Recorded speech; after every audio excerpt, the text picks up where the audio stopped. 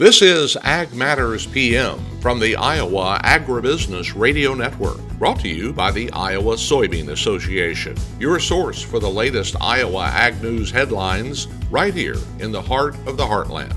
With reports from our award-winning team of Dustin Hoffman, Riley Smith, Mark Magnuson, and Andy Peterson. Now, from the IARN studios in Des Moines, here's Dustin. Welcome, everyone, to Ag Matters PM from the Iowa Agribusiness Radio Network. I'm Dustin Huffman. Today's April the 25th, 2025. We're so glad you could join us here today. Coming up later on in the program, I'm going to talk with Sam Trainor of agmarket.net to find out what happened in the closing markets here to round out the week. But first, we're going to talk with Bergen Nelson of John Deere and find out what's new in their 2026 model year combines.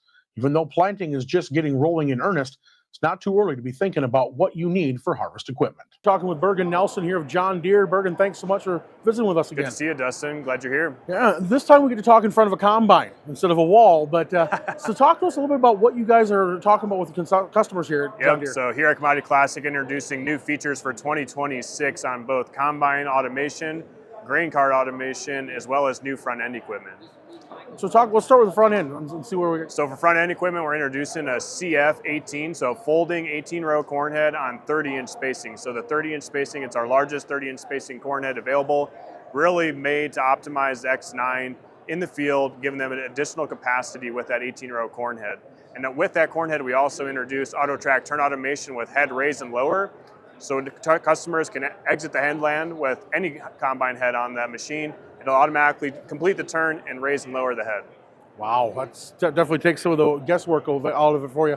So then talk about the folding stuff. I mean, how does that system work, and how does it work on the road and everything? Yeah, so very similar to our folding 12-row today or folding 16-row. The outside rows fold up within, and then the customer can go down the road and unfold and go right into their field, minimizing the amount of time they have to put a head on the cart or take it off a header cart. So it's a really nice feature.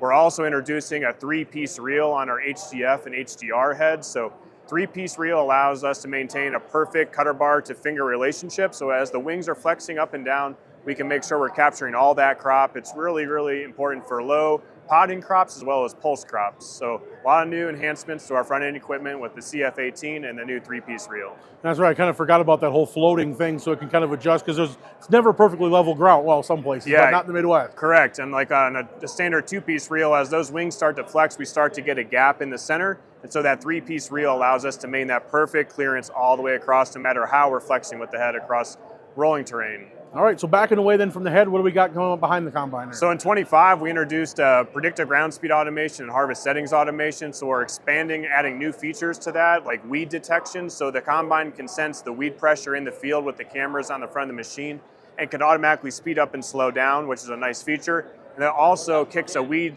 pressure map into Operations Center. So if customers want to go back and look at what the weed pressure was at the time of harvest and do an application pass based off of that, they have that ability. That's a nice feature. And then harvest settings automation, we introduced a feature that allows the combine to adjust settings. So once the combine exits the field into an area that has already been harvested, it'll close down the sieve and chaffer or slow down the fan speed to make sure we're keeping all that grain in and minimizing the amount of cob that goes in the tank. Okay. And so then from there, what other technology are we talking about? So we have a grain cart in our booth at Commodity Classic, which typically is not something that we would have here, but we're talking about combine auto unload. And so for those that have been around, we have machine sync. It's been out for a while, allows the grain cart to sync up to the machine. The combine operator can nudge it forward, side to side, and now we're introducing a camera on the unloading auger, and that will calibrate to a grain cart, and it'll automatically fill the grain cart from front to back. And once it's filled, the grain cart operator can take over and go dump on a semi. So we're automating that fill process through combine auto unload. So it takes a lot more of the guesswork out of that as well. Yeah, 100%. They lock in and it'll automatically control it, and then they can take off. It's really pretty neat. And then all the information, obviously, that was gathered all through in the cab, obviously gets integrated to everything else that you've been gathering from the time you started spring tillage. Yeah, good point there. And talking about grain cart and data, we have grain harvest weight sharing here. So depending on what scale head is on your grain cart, we can tie that into the G5 display in the grain cart or a Gen 4 display. And so the operator can see exactly how much weight's on their cart. The combine operator can also see that. But also if a farm manager or a semi driver wants to see how much weight is in that grain cart, they can see it live. So if the semi driver only wants 55,000 pounds, he can see exactly how much is on the grain cart and let that grain cart driver know. So it's a nice feature. Really enhances combine auto unload as well. All right, so folks want to learn more about this technology we talked about today, where do they go? Deere.com will have all the information out there as well as our John Deere dealers. That again was Bergen Nelson of John Deere. We're going to take a short break and hear from our sponsor, the Iowa Soybean Association and the Soy Checkoff. When we come back, we're going to talk with Sam Trainor of agmarket.net about the closing numbers. This is Ag Matters PM. Iowa Soybean Association is driven to deliver for Iowa's 40,000 soybean farmers. We're proud to provide objective agronomic research, a helping hand with soil and water stewardship, and timely industry news powered by the Soybean Checkoff. Learn more at iasoybeans.com. It's time now for the Ag Matters PM Closing Market Summary, your source for market analysis and settlement prices from the day's trade in Chicago, courtesy of the folks at agmarket.net. Back on Ag Matters PM on the Iowa Agribusiness Radio Network, and talking right now with Sam Trainor of agmarket.net to find out what happened in those closing numbers. And Sam, let's start with the grains. What did we see come out of there today? Unfortunately, saw a little bit of weakness here. Overnight, we had some strength in the overnight markets, had a really strong close in the soybean market yesterday. So we were looking to follow through with that. And like I said, had some strength in the overnights. But as the day went on, it started to pull back a little bit, but still held it above where we needed to. So by no means hitting the panic button yet. Obviously can't go up every day. So maybe just taking a little bit of breather ahead of the weekend. Now, obviously, we've been getting a little bit of rain activity across much of the Midwest. Is that weather and what it's doing to planting causing any issues yet, or is it still kind of one of those things if we're not panicking there either? Correct. We're not quite panicking there yet either. It's we're still a little ways out on that to where we'll start to hit the panic button. Monday's estimates had us at 12% planted nationally for corn, which is 2% ahead of the 5-year average. So by all means, we're within the range of where we need to be. I think maybe you saw a little bit of a slowdown this week due to some of that rain that you mentioned. But if we look out to the extended forecast here, going out about 2 weeks, it looks like just about everywhere in the Corn Belt is going to see below normal precipitation here as we get into the month of May. And that's going to open up some big planting windows. And I imagine with the size of tractors and planters nowadays, it won't take these guys long to get the crop in the ground. No, that it won't. Usually does not take long to catch up. So, Sam, when we look at the livestock side of things, cattle and hogs, how did they fare today? They did good. We were up over $1 in both the feeders and the hog markets. And then live cattle were a little bit weaker, but still close positive on the day, up about 25 cents on that June contract here.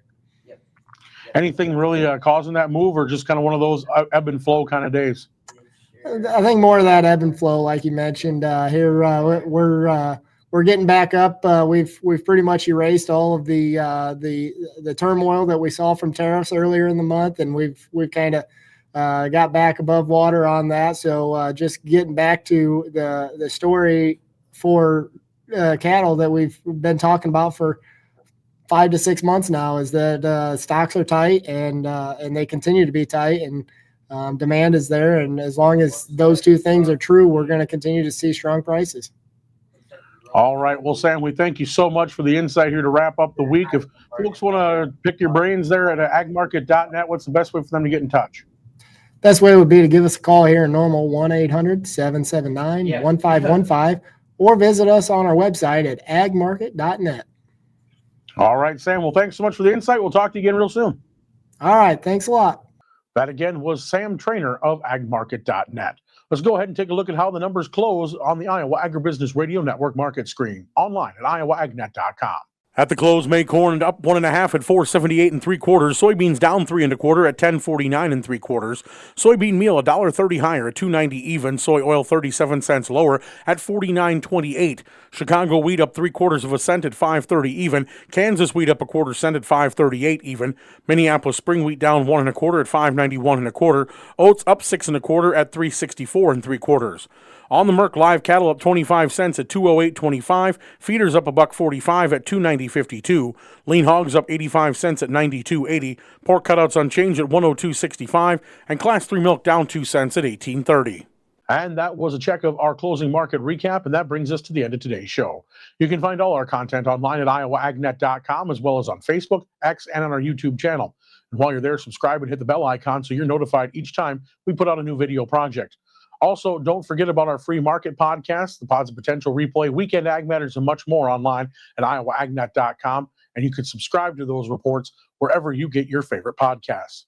From the iAron Studios in Des Moines, I'm Dustin Huffman. For Riley Smith, Andy Peterson, and Mark Magnuson, we thank you for watching. This has been Ag Matters PM.